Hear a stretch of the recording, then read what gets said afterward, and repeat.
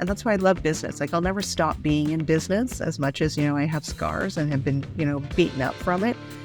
Because there is something really wonderful about somebody had an idea about something and they wanted to bring it to the world and they wanted to have an impact. It worked, but it probably wasn't going to serve the company moving forward because it really wasn't in line with the things that had changed and advanced with technology.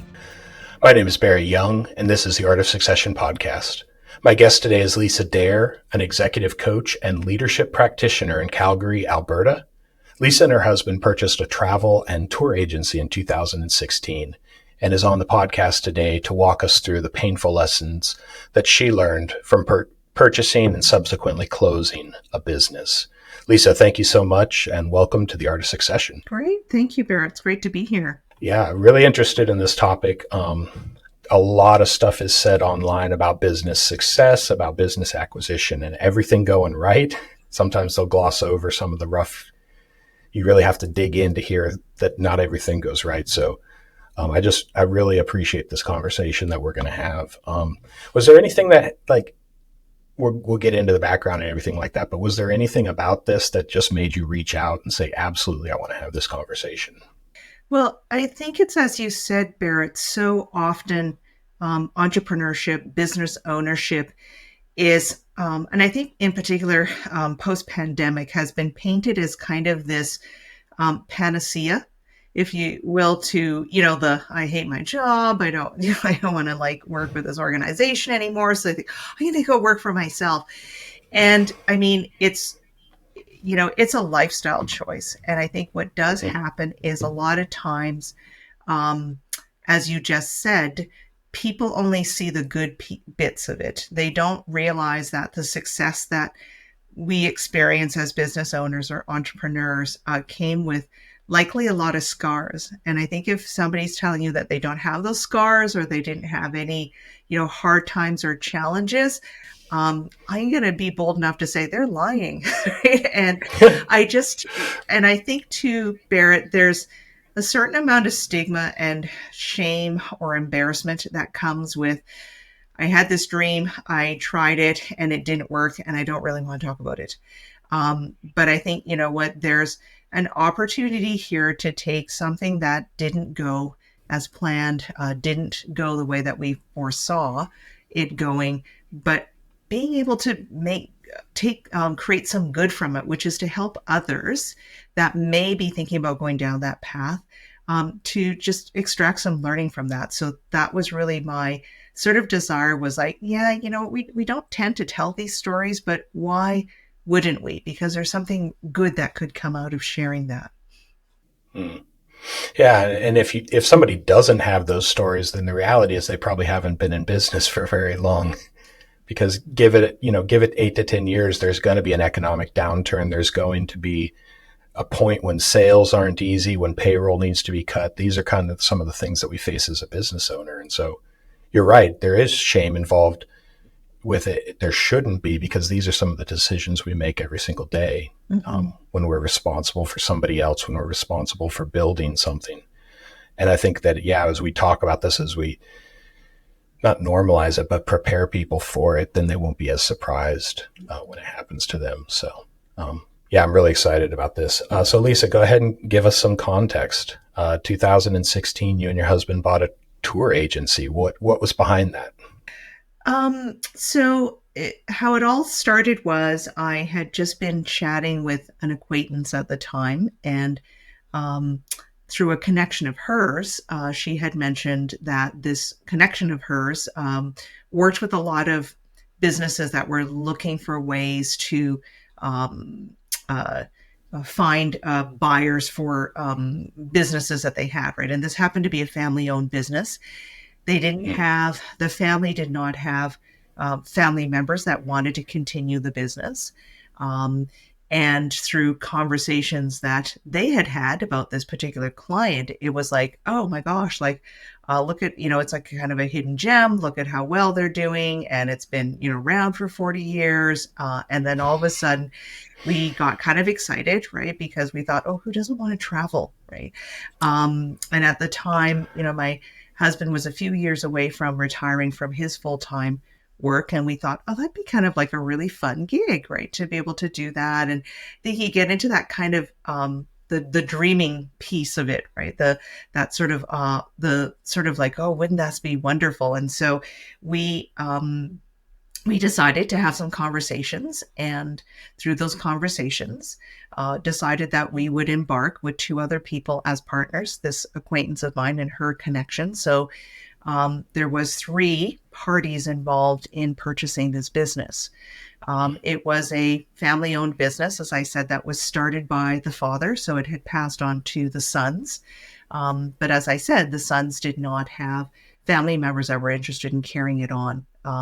It had been, from the data that we saw had been, quite a successful, well-established business that had started off with a very interesting niche. They did tours, but the niche it was started by the father was actually a Lutheran minister.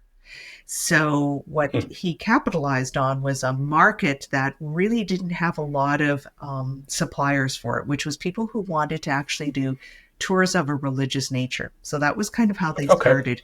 It was religious, spiritual tours, and then kind of expanded from there. And by the time we were involved in it, it had been around for 40 years. It had a travel agency component, but it mostly focused on group travel. Okay. And so when you say that it had passed on to the sons, the person who founded it had passed away and this was part of their estate now? Yes, you're correct, Barrett. So they had, so the father had passed away. The mom was still around, but the mom was quite elderly at this point. So they had established it as a corporation in which they all were shareholders. So the mom was still a significant shareholder in the business, but really was not involved in the day-to-day running of the company. So it was two out of the three sons that were running the organization. And they had actively stepped into the operations of that business for how long? Well, the one son, Barrett, had pretty much done that for most of his career. Okay. The other son actually had been an accountant and had actually been in where I am, the oil and gas industry is quite prominent. So he had actually been in the oil and gas industry for quite a number of years and got convinced by the other brother to actually join into the family business. So I think the one son had been there for a large part of his life, like probably, I'm going to say, like at least a good 25 to maybe even 30 years, whereas the other Wow. son had probably been there for maybe about 15 or so, a little bit more than that. But again, had a previous career before stepping into the family business. Okay, so it had been some time since dad passed to the Mm-hmm. point where they were trying to sell this. Yes. Okay. So they tried to make it work and they probably had been, seen success and things like that, but something around that time just brought them. Maybe the third sibling wanted to get out, or both the third and the other one wanted to get out, or something there that caused them to go to market with this. Yeah, so the third sibling had actually passed away at some point as well, Barrett. So there was only the two sons. I think they kind of got tired. Like, they were at that stage where they were, I think, in their late 50s, early 60s. Had just, and particularly the son that had been there with the organization really from almost the time that the business had started, just sort of felt like he was tired, didn't really want to do it anymore, right? I think kind of lost the spark and interest in it. And they really didn't know how to go about selling the business. Um, and I think, one of the things upon sort of purchasing the business and kind of discovering a little bit more, Barrett, was that what was also happening was, yes, they were, still showing some positive results on the books, but to get those results, they were really struggling because there was so much that had changed, just in the industry. I mean, with social media, with, a lot more online competition, right?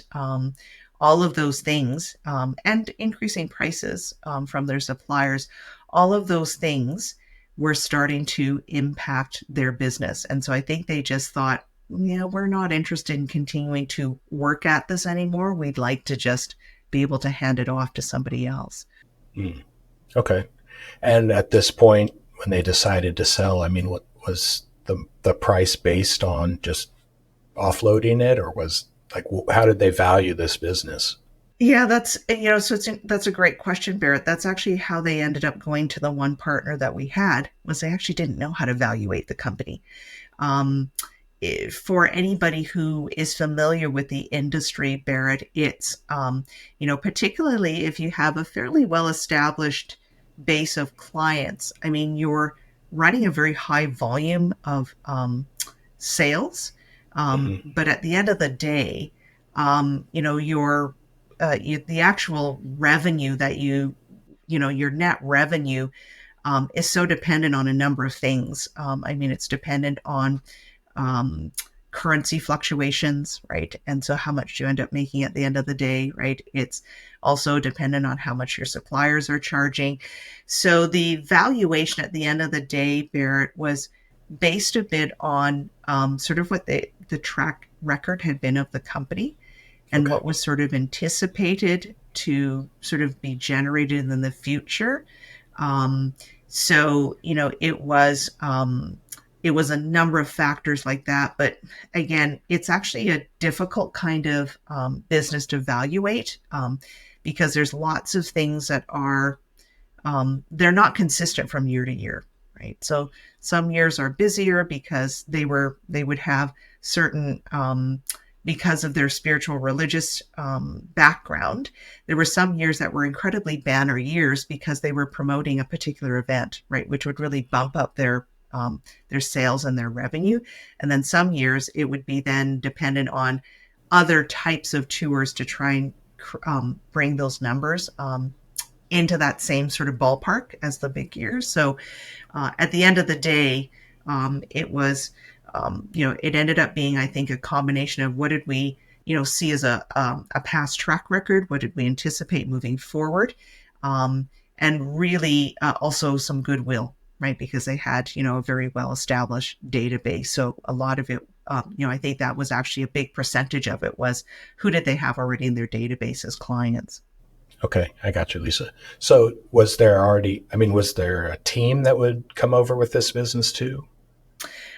So they ran fairly lean, Barrett. So yes, there were full-time employees. So they had one full-time salesperson. They had, a couple of administrative staff, right? So somebody who, they had at one point a receptionist, and that lady retired. So they had, somebody who would process payments, for example, right? The other thing that was, and they had, a travel agent, right? Like an actual travel agent that was a trained travel agent. Hmm. Um, and then they had another sort of part-time staffer person who did kind of a miscellaneous thing. They did a lot of things in-house, Barrett. So, for example, they would create their own promotional brochures, right? Okay. And they would send those off for printing. And then they hired a younger person who was sort of communications and social media relations. So it ran pretty lean. And then the two brothers, right? So the one would obviously do the accounting side. The other one kind of worked in concert with the salesperson. But both of them, at the time that they were looking at, passing on the business, both the brothers were less than full time. Like they actually started to kind of pull back their hours from the company. Okay, so there was a sense that the business would continue to work even if you and your two partners didn't bring any experience in this industry to it. Yeah. Okay. And what was your experience with self-employment, with running a business up to this point? So I actually grew up with my parents running their own business. So my parents actually were in the restaurant industry. So you knew what I work was. Yeah, exactly. Absolutely. Right. I knew it from an early age and decided that I wasn't sure that I wanted to do that. So, funnily enough, I went to university and became a pharmacist, right? So, Okay. um, but, I think somehow I was kind of wired in a way to be like to be in business and entrepreneurship because I very quickly got bored of being a hospital pharmacist and went into the pharmaceutical industry, as a sales rep, and there you're running your own territory, and from there went into coaching and consulting. So at that point, I had uh, already 8 years on my own as a self-employed person, but of course having had a background as a in business as well. So I had a fair amount of business experience prior to purchasing this agency. Gotcha. Okay. And then your business partners, was it a third, a third, a third in the purchase of this business? Yeah, so we're in Canada, Barrett. So basically, what we did was we, as partners, incorporated an organization, and under that company, we all then had our own companies that kind of represented us as the partners. And yes, it was a third, a third, a third. Okay. Okay. And did they, either of them, bring any experience in this industry to the table? They did not. Okay. Yeah, so we had one, the one partner was an accountant, so, presumably he had the finance experience. The other person who was really the closer connection to me, did not have experience in this particular industry, but had business experience in different ways. She was quite involved in the real estate industry, did a lot of deals with land development and business, building development and that type of thing. So yes, different business experience, but nothing specific to the travel industry. Gotcha. Okay. All right. Let's jump into year one then. So you guys have decided you want to buy this business. You're buying out two brothers who have worked in it for quite a bit of time. So there was some success there. It couldn't all be attributed to the dad prior to his passing. So Mhm. what did you guys find when you got in there? I mean, did it start to go downhill immediately, or It talk me through was a little bit a about that, what you guys found?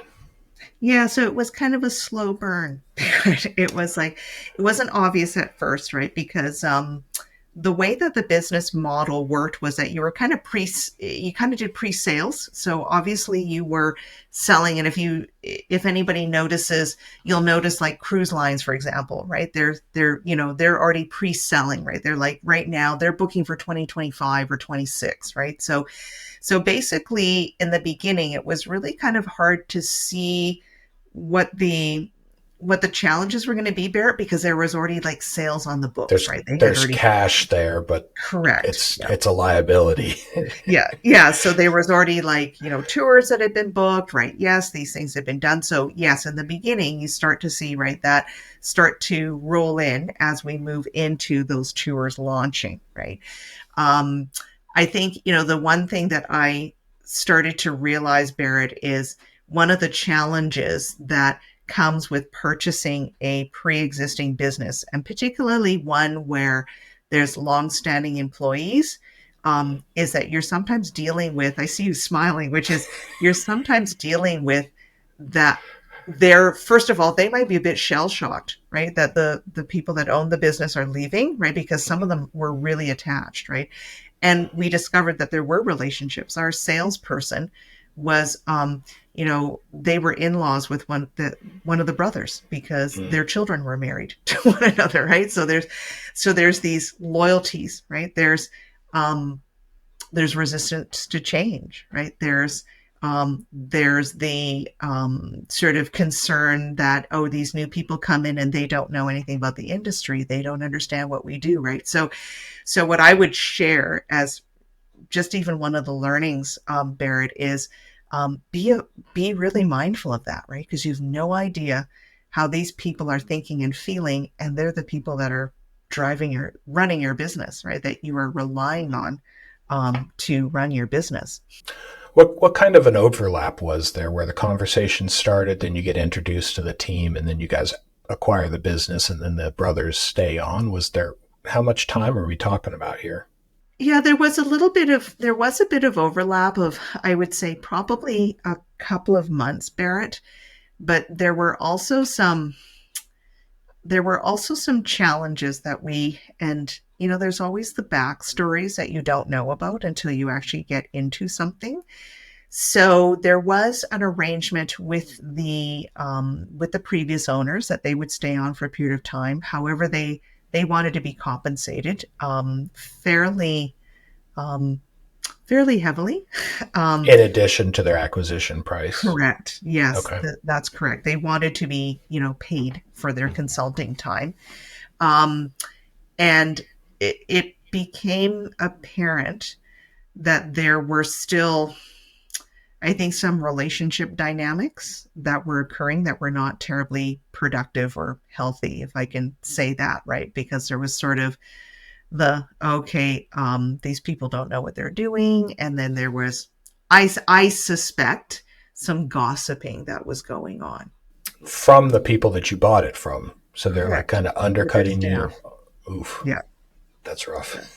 Yeah. Yeah. Right. So, I mean, it was, it wasn't healthy. Right. And that doesn't help you as the new business owner with establishing credibility, authority, right, with your staff, right? So that, I think, yeah, like immediately, well, I shouldn't say immediately, but it started to become apparent that the way that they thought things should run, it worked, but it probably wasn't going to serve the company moving forward because it really wasn't in line with the things that had changed and advanced with technology, and other ways of generating business. So I think that's where the friction came, Barrett, and then subsequently there was that sort of arrangement of the overlap kind of terminated shortly thereafter, within a few months' time.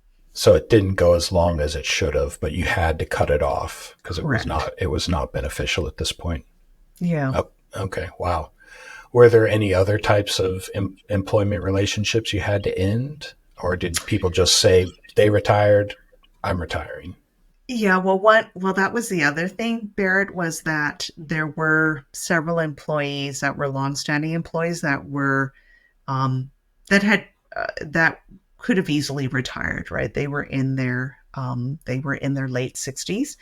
One lady did make it clear that she, kind of only did this because she wanted something to do, and it was sort of like she didn't really know it that well. She took a bit of training, and was planning on retiring. So yes, within it was probably within about a year or so, one person did retire.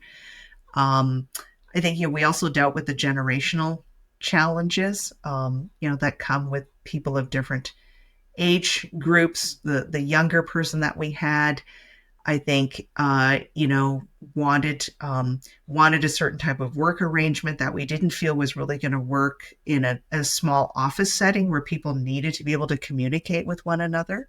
Mhm. Um, and subsequently, that person left, right, because it wasn't meeting our needs, and it wasn't meeting her needs. And And then, yeah, like I think, the other thing that happened was, um, shortly thereafter, we started to see the effects of what was happening because we weren't getting enough sales in. And then that's when we could start to see the machine start to slow down, right? Because you don't see it It right caught up away. with you. Yes. And then that's when slowly people started to select themselves out, right? Out of the organization. Your team at the time, or did you have any partners that decided they wanted to get out early? The team, Okay. but we also, I think, also as well, Barrett, the partners also were sort of selective about how much time they spent there, right? Because they also had other interests that they were devoting themselves to, and so it really wasn't probably getting the attention that it needed from us either. Were all of you part time in the business, or were any of you there Two of working full us, time? yeah. So two of us were there more. more often, Barrett, and then one person was there not as much, and then that was reflected in our salaries. Mm. Um, but again, I think part of the challenge was, Barrett, that even when we were there, um, really, our role was more just kind of to be there as a support because we didn't, we weren't, neither one of us were travel agents, right? So we didn't know that part of it. We were really there to kind of just oversee things, be there if people had questions, right? Troubleshoot stuff. Um, but, I think there were, again, like a number of challenges even within the infrastructure of the company. Technology that was aging out. That was actually, it was some type of, it was a Microsoft database that actually was no longer supported by Microsoft, and was designed, right, by one of the brothers. And unfortunately, right, we were struggling because it was outdated. We couldn't get anybody. It was actually even hard to find anybody who knew the database because it was old. So most IT people didn't really deal with it or know it. And then trying to bring in new technology, but it's a lot of work, right, to try and migrate that to a new platform. Yeah, you couldn't even get somebody in there to know it enough to get it out of there and into Yes, something yes, else. yeah, I gotta love custom built software solutions. yeah. Note to self. So, I mean, we'll get to COVID in a minute, but were there any bright spots during the 4 years from acquisition up until the pandemic? Well, I mean, in the beginning, it was fun to think about different ways to really sort of generate more business, right? I mean, it was certainly interesting to learn a different industry. I did have the chance to travel. So, Okay. I got to Dubai. That was fascinating, right? Okay. Went to the Galapagos. So that Met. part of the dream was at least getting scratched a little bit. Exactly. Okay. Like, so talk about just the creative scramble to try and write this thing. What were some of the things that you said were bright spots of we attempted this and it paid off. We attempted this and we were able to, see a little bit of immediate response from that. Well, I mean, some of the things that, did work, Barrett, and I would, say it's a good reminder is as much as we have all this technology, the thing that still works is those relationships that you build with your clients, right? And the ones that are face to face, right? So, I mean, we had some very loyal, we call them tour hosts, right? Because that was our business model. We had tour hosts, and many of them were clergy, not all, but many were. So, my husband and I hosted a couple of those because towards the end, when we had, skeleton staff, we were learning the business, right? We were doing everything, right? Being the chief cook and bottle washer. So the bright spot, I would say, Barrett, is, we got that opportunity to, engage with our customers, right? And sort of see what it meant to them, right? And why they did what they did, right? The other thing that I Life would say, changing trips and stuff like that, still hearing that feedback, them not yeah, and the knowing fact how that they, everything was collapsing behind the scenes, but you guys put on a yes, great tour. exactly. But they were going to have this great time. And like, some of them, were very creative, right, about the tours that they were doing. Right. Mm. So I mean, it was kind of neat, right, to learn about, these different countries do. I think, there is something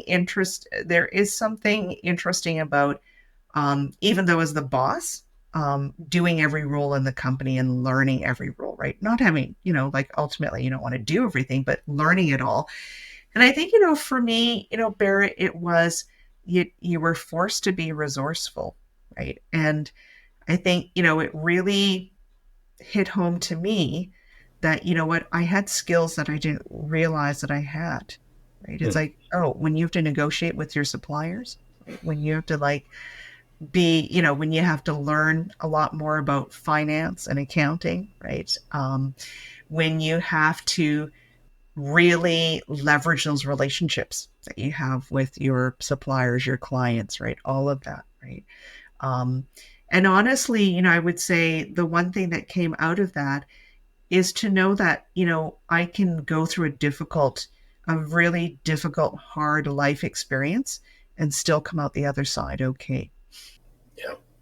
Yeah. A friend of mine, he taught me about failure, of looking at it like a laboratory experiment.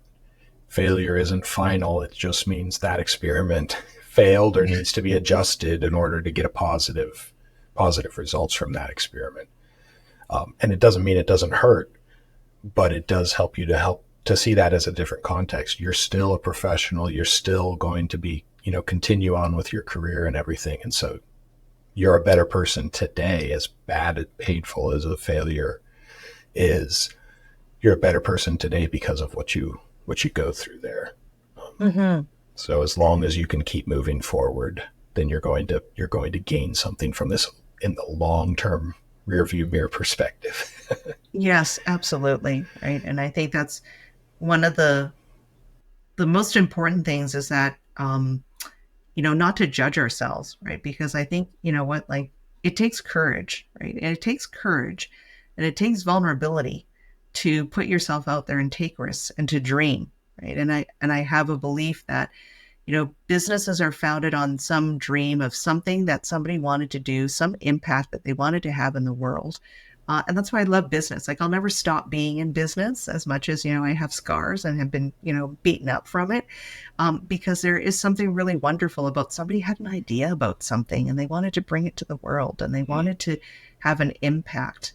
Um, and I think too, what you've said, Barrett, is that I think having been through those experiences, the one thing it does allow for is that it means that um, we're a little bit more compassionate and kind, right? When we see people struggling, right? Because it's like, yeah, I've been there, right? And it's okay. You'll make it through, right? And if you need a helping hand, and I had lots of, I will also say that I had some really wonderful friends and professionals that, helped us through that situation, that really extended that, compassion to us and understanding. And that was like so valuable. All right, let's get to the events leading up to its eventual closure. Had that decision already been in the back of your guys' head prior to the pandemic, or I mean, or was there still a desire to fight through this and we can turn this around? Well, it's interesting, Barrett, because that's the one piece I really wanted to speak about is when you go, like as I was going through all of this, I would go online and I would Google stuff, right? And I'd say, oh, what kind of information, what information is there on this? And what I learned is some of the most common traps that we fall into is, oh, I can save this, right? The ship is sinking, the Titanic is sinking, but somehow I think I can plug up the holes and save it, right? Which is such a common thing that many entrepreneurs will go through, right? It's like, we're doing the slide, but we're going to try and save it, right? And I think, it wasn't until right up to the point, Barrett, where we had to move to another location because, we couldn't afford our rent, right? We had Mm-hmm. already like told our landlord, I'm sorry, right? We were in another location. We were down to like just one person at this point, just one salesperson and myself and my husband kind of on the side helping. And finally, the announcement comes where they're saying all the borders are closed. That we finally went, okay, like, yeah, we got to pull the pin on this, right? But yeah, I'm a very like determined fighter, competitive person, which can all be good, but not so good when you can't see what's in front of you, which is like, yeah, this is not going to, right? We're too far in. Yeah. Yeah. How do you coach your clients when you're talking about that, distinguishing behind you're on the Titanic and going down and you're not going to be able to pull this out? Because so many of us do think like, if I get knocked down 9 times, it's the 10th time that I get up that's going to be the breakthroughs. There is that war in the motivational or the mindset game for entrepreneurs of you just need to persist, keep on persisting. And how do you talk your clients now through distinguishing that? What are some indicators, maybe?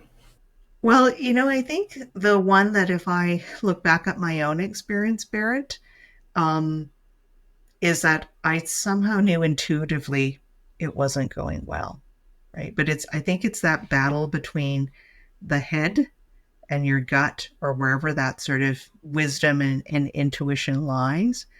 Um, and I think, one of the things that becomes important is to, from the very onset, to really have a strong team of professionals that's outside of your business that support your business, right? So, in other words, do you have a really good corporate lawyer, right? Do you have a good accountant, right?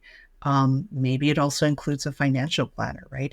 And to your point, maybe it includes a coach, right? Having those really trusted advisors that that you trust, that you have that well-established relationship with, to sort of say, okay, I need a different perspective on this. What's the other perspective of what's going on, where people are willing to tell you the hard truth. It is really hard, Barrett, when you're in the thick of things, because you're just tunnel visioned, right? And I think as business people, we're wired to success, right? Um, and as you said, it's also about how do we cultivate a relationship, a healthy relationship with failure, right? Not one that's shameful or embarrassing or negative, but it's just like you said, absolutely, right? This was an experiment that we had a hypothesis, and the experiment didn't bear out in terms of the results. And so I think one of the things that I would coach a client on is to say, I want you to just not think for a moment, but I want you to go inside, and what's your inner wisdom telling you, or what's your intuition telling you, right? And listen to that voice, or what's the voice that's there that you're not listening to. Yeah, I worked through a lot of that with my own business failure. I haven't talked about it on the podcast much, but in 2017, I closed my company and came and worked with the goal of becoming a partner with a mentor of mine. But I was back to an employee for 3 years Mm. there, and I was back to a shirt and tie and a commute and timesheets, and everything on paper said, "You're a fool. You have the ideal life. You're working from home. All your clients are remote. You've got enough money." But how did I feel about it? I was not engaged. I didn't like what I was doing. I didn't see myself as like wanting to do this for another 30, 35 years. And so, yeah, it was like that head was saying, "Oh, it's all great. Just stick with it." And the heart was like, "No, I'm dying inside." And I had business coaches that I talked to throughout that process. I was on a call with them monthly for about 2 years in that, just working through. If I'm not a founder, if I'm not an entrepreneur, if I'm an employee again, the joke, I could never go back and be an employee. I'd be a terrible employee. And here I was, and yeah, having to work through that. For me, it was a temporary stepping stone. And again, I'm better because of it. But I knew in the future this was out there. So yeah, that mindset work, the coaching and everything like that is very valuable. And I can talk to a business owner who can't make payroll, who's had to cut people, who's had to make some of the hard decisions that you've had to make now as well. And I think that sorry, I'm rambling on. This is your interview, but how have your relationships been with your two partners? How did you guys pull through that? Yeah, Especially the not one that you were great. close to going in.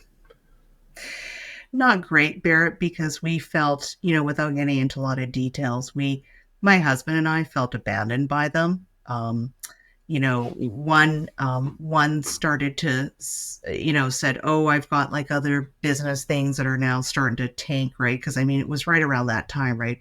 17, 18, right? Things were starting to tank, right? I mean, the economy wasn't great, right? So one just kind of pulled out and said, "Yeah, sorry, like I've got to I've got to go look after my own stuff." And then the other one, unfortunately, we discovered was doing some things behind the scene that were less than ethical, right? So, unfortunately, I still maintain relationships with the one person, but the other person basically we discovered had been involved in some other activities that were, as I said, less than ethical, which is unfortunate, right? Um, so that was also one of the the tensions that existed, right? We were kind of left holding the bag. We were also the only ones that had actually invested anything into the company. Oh, wow. Okay.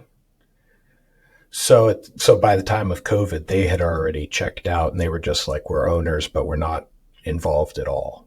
Yeah, and they had pretty much said, "Oh yeah, well, whatever happens, because you guys are handling it, you'll get whatever proceeds there are." Which at this point is like, well, that would be like not a lot, right? So, yeah, I mean, it was at that point we were kind of left holding the bag and, yeah, trying to do what we could to hold things together.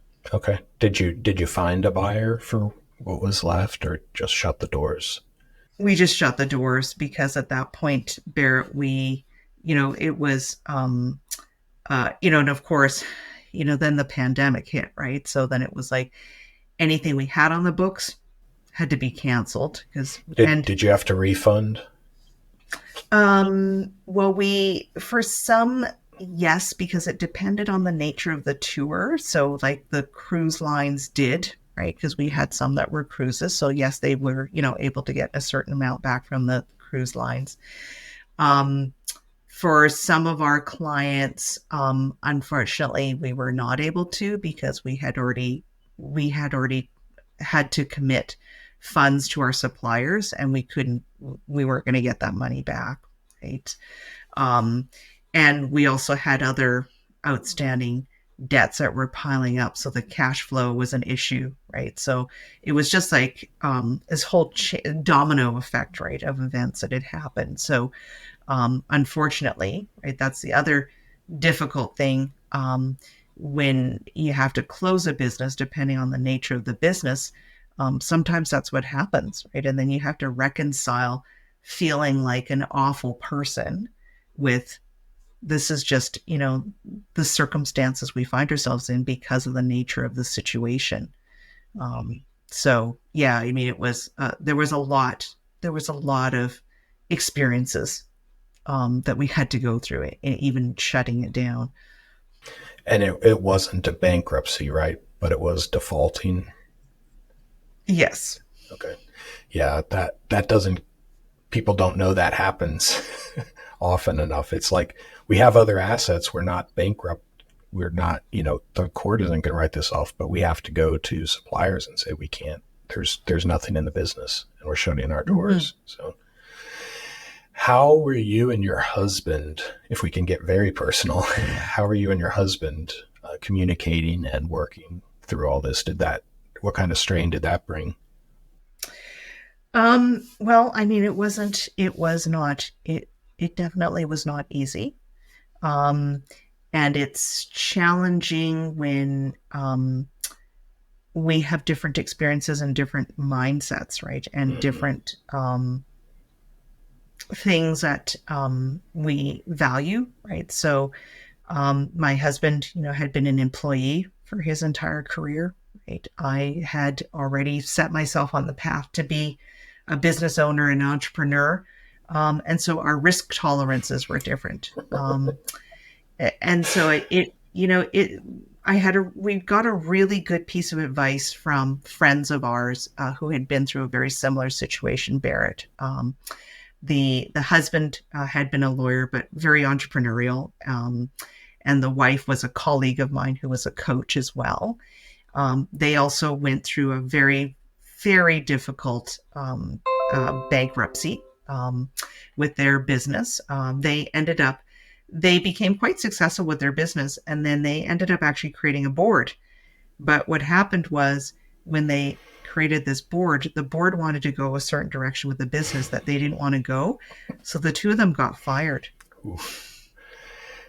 That's a whole other podcast. Yeah, it is.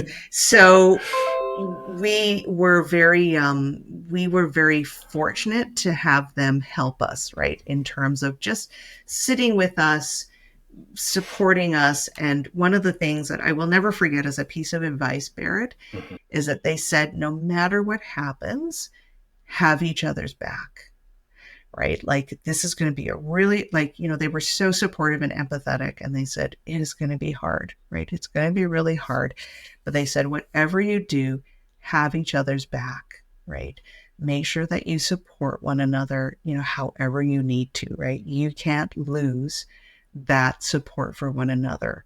And so that was a big, I remembered that. Like, I still remember them saying that, us sitting in their living room and them saying that to us. And, we really strive to do that, right? Because it's not easy, but you really have to keep those lines of communication open. And and it's hard not to jump to that place of defending or judging, but to just keep talking and keep communicating and asking for what you need. And here's how I'm feeling, right? So, I mean, we did a lot of, we ended up doing a lot of things together. I took the lead on a lot of it, but, I know that he was always there to support me. Yeah, I mean, it's critical because that stuff can snowball. And being in small business, that you can't leave it at the office. It follows you home, and you are a whole person engaged wholly in a business and engaged wholly in your family and other pursuits. But yeah, that's one of the ways an experiment failure could really just create this whole cascading effect if you're not going to hold on to the things that really matter through that. So that is great advice. Yeah. So where how did you pick yourself up from this and move forward? How did you learn to love again? How did you learn to say, I'm going to start something else? Well, fortunately, Barrett, I had throughout the whole thing still maintained my coaching business. It hadn't been at the same volume that it had been at before, obviously. Um, but, it fortunately, I still had that. And interestingly enough, through the pandemic and post pandemic, my volume of work actually picked up. Hmm. Um, Now, I did also. This is another thing that I would offer as a piece of advice is that don't stop investing in yourself, because one of the hardest things to do at the time, Barrett, was I thought, okay, how am I going to get more business? Like, um, and I happened upon a program that a mentor of mine was running. It was a free webinar, right? Because what did we do during the pandemic except sit Just a online all lot day of long? yes. Yeah, right? It's like, oh, look, another webinar. Right? So I happened to go on this webinar with one of my old mentors who'd been one of my leaders when I was training my coach training. And he said, yeah, I've got this program and, like I got a 3-day thing, it's like, I don't know, like it was like very inexpensive, $19 or something. I was like, okay, well, I could do that. So went through the 3 days and I was like, okay, like his program is exactly what I need. Um, and it felt like a lot of money at the time, right? Because we were really just conscious of like, how are we going to, manage all of our finances? And I talked to my husband. I said, I'd really like to do this because I feel like if I could invest in this, I can at least, bring my business back up and help to, contribute to building our finances again. And he said, he supported that because I said, I think we can do it. We do have, I still have, some money tucked away that I can do that. So that's what I ended up doing. And that was 3 years ago. And, I brought myself back up to, last year back to a six-figure figure, right? Awesome. And I continue to grow from there, Barrett. But I would say that, the thing was, I spent a lot of time just reflecting. And I did seek help. And I think that's really important. I love that you said you've had business coaches you've worked with. I went to my psychologist, right? Because it's like, um, we can't deny the fact that can really have such a tremendous impact on our mental well-being, right? And and I also had a lot of other stuff going on. My dad had a major stroke in 2017 and ended up being in ICU and in long-term care after that, right? And so not only was I dealing with a business that was like tanking, I was dealing with my dad, like, and needing support. So I think one of the things that I would do, Barrett, is I always prioritized my own mental health. And that meant, usually a walk in the morning, or at some point during the day, like some physical activity, um, reaching out and getting support from my friends and my community. And as I said, I feel very fortunate that we had incredibly good professional support from a good corporate lawyer, from an accountant, from friends who had been through the experience themselves. So all of that, and family, all of that really helped, because I think, what it's these are opportunities when we go through very difficult times to build resilience, right? And that means a number of different things, but honestly, those were some of the biggest things that helped me through there. Gratitude, right? Just reminding me, every day, even it was a little thing, like, like, hey, I'm grateful. Like, we still have a home to live in, right? We still have we still have food on the table. So it's like, it's okay. We're going to get through it. Yeah. I mean, I said a minute ago, we're whole people in everything that we do. And that can also be a benefit because it means if you can find something outside of this world that's crumbling, that's giving you a little bit of success or just sustaining you, giving you rest, focusing on mental health, focusing on family. For me, I am a Christian. And so, like, identity, and then also, like, who am I? If I'm not an entrepreneur, well, I'm still, I'm still a son of God. I'm still a father. I'm still a husband. And I've got these other things. And then, like, pouring myself into, like, physical exertion and just working out my frustration through the gym and stuff like that. It can also kickstart that desire to get back out there. And so, yeah, that's great. Yeah, I guess looking back on it, because it does take some time to heal from that. How long did it take you to be able to look back on this and say, or maybe you're not there, but I am a better person because I went through this. Well, I think that I would say that when I started to finally feel like we could turn the corner was when we finally got rid of our last major piece of debt. Because the other thing that was associated with this whole situation was guarantees, right? So that, which could be, I'm sure, a whole nother podcast that we could talk about, right? When you get into these things, right? So I think, when we finally got rid of that last piece of debt, which I think happened in 2022, Yep. um, it was like, okay, finally, right? The shackles are off, right?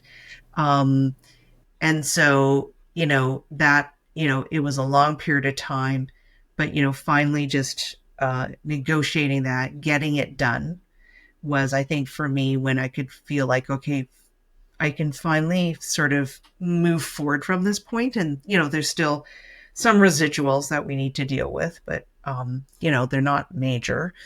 Um, and so, yeah, I would say that, it was a several year period um, that took to kind of like finally get to the stage where I could look at it without sort of like going, ugh, I feel like sick to my stomach. Right? It's like, okay, this is okay. I can handle it. Okay. I really appreciate this interview, Lisa.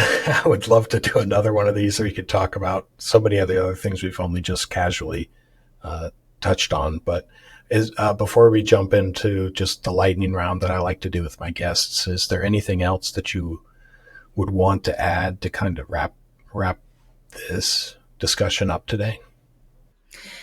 I think the thing, that I've discovered, Barrett, that I would, share with your listeners is that not only is it we sort of tend to categorize, like you said, right? I'm an employee, or I'm like a founder or a business owner. So we tend to kind of put that label on it Mm-hmm. as like, oh, what type, what category of worker are you, right?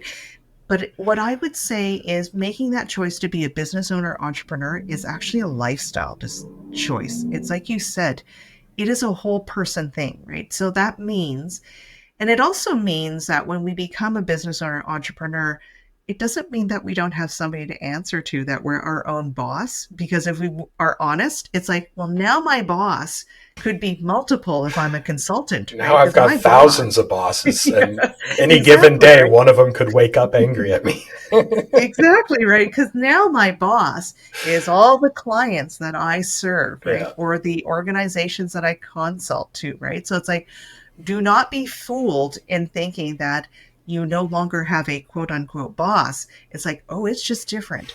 But it is very much a lifestyle choice, and one where you say, am I prepared to take this on? Right? Because it will come with its own set of unique challenges and nuances that are different from being employed. Mm-hmm. So I do end my shows with a lightning round. Some of these questions are goofy, just to kind of get to know my guests a little bit, but it is also an opportunity for a guest to reflect on some questions, and maybe lead into another episode in the future. But are you ready for the lightning round, Lisa? I am. It So, feels like is there a prize at the end, Barrett? Because I don't feel like if there's a lightning round and getting a prize. yeah. So the lightning round is just a handful of questions, 1 to 2 sentences. No real detail given, but just off the top, you know. Yeah. So, all right. Coffee or tea, and how do you like it prepared? I generally tend to be a tea person. And if I'm going to have regular tea, then I actually like having evaporated milk in it. Okay. All right. Excellent. Pie or cake, in any specific kind? Ooh, cake. In, Um, and I'm going to say right now, like what's really jumping out at me is like strawberry shortcake. excellent. All right. Besides what we've already talked about on here, or maybe just to reinforce it, what is a common belief among entrepreneurs that you would love to challenge? Well, I think it's just the that it's all just glamour and glitz and all of that. When in fact, what's there's a lot of hard work that goes into where we see people have accomplished success, right? Where we look at those successful people. Well, how many years did it actually get to? Did it require to get to that place? And so it really is about that, as I said, that commitment to being willing to engage in a different type of lifestyle, right? Because when I travel now, I don't completely shut down. I make a choice of like, am I still going to do a little bit of work while I'm there, right? Because there's probably very few places that I go without my laptop. Mm-hmm. Okay. What is your favorite holiday and why? As in like a special holiday, Mm-hmm. Or just a Barrett? family tradition, time of year, something like Mm. that. It's funny because growing up, I don't think I appreciated it as much, but now it's actually Chinese New Year, Okay. because that's my background. And I think because it allows me to really experience the connection to my family and to my ancestry and what it represents. And it's also kind of in now as it is has evolved over time. It's also connected to spring, so it's kind of like it holds promise and new beginnings. Gotcha. For any of my listeners that aren't familiar, is there a specific tradition around Chinese New Year that you really love? Um, for me, it's actually just the fact that in my culture, food is incredibly symbolic. So it's all the kinds of just different kinds of food that we'll have. So even though my family doesn't engage in a lot of that now, it's actually kind of fun. My husband and I still do that. So we'll still have like certain dishes, or we'll go out and have dinner, or I'll make some of those things at home, or I'll go and buy them. Okay. Awesome. Are you a morning person or a night person? And do you have a favorite routine? Mm. Well, I'm usually more of a night person, Okay. but I've had to learn to adapt to the morning. And one of the things that helps me is if at all possible, depending on my schedule, I like to go out and just get a walk in the morning. It's usually when I sort of clear my head, and sometimes I'll do like a social media post while I'm out. So that's sort of typically what I like to do in the morning. Okay. Awesome. What is one thing that if someone were to buy your business from you, or you mentor somebody in the profession, what's one thing you'd want a successor to remember you for?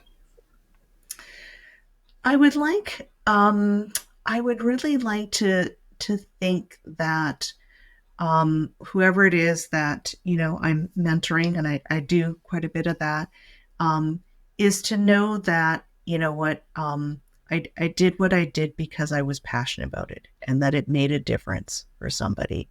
And I remember that with when I was a pharmacist, I had a pharmacy student who came and they do rotations.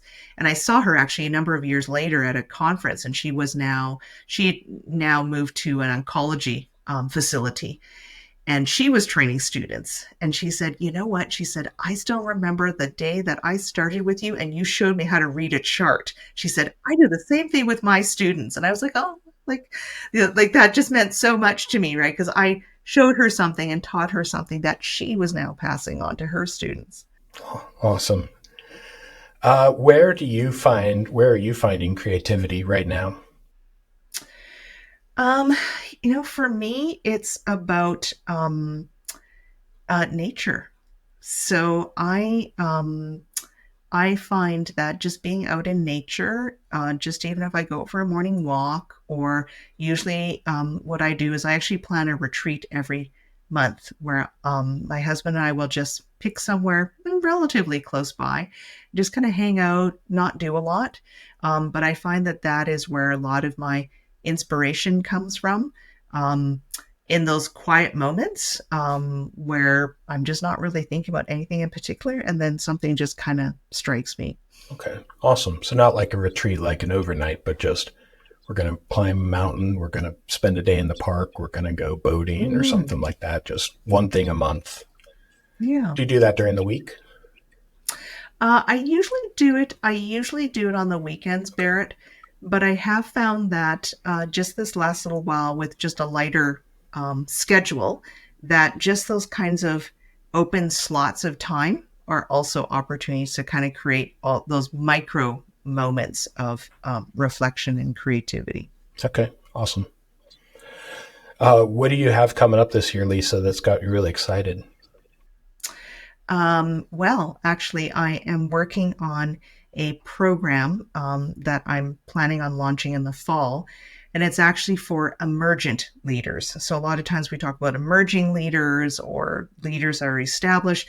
This is actually a program that is to help those individuals that are that have some of those natural inclinations towards leadership to actually start gaining some of those foundational skills that will help them to be noticed in their organizations, or even if they want that for their own personal leadership.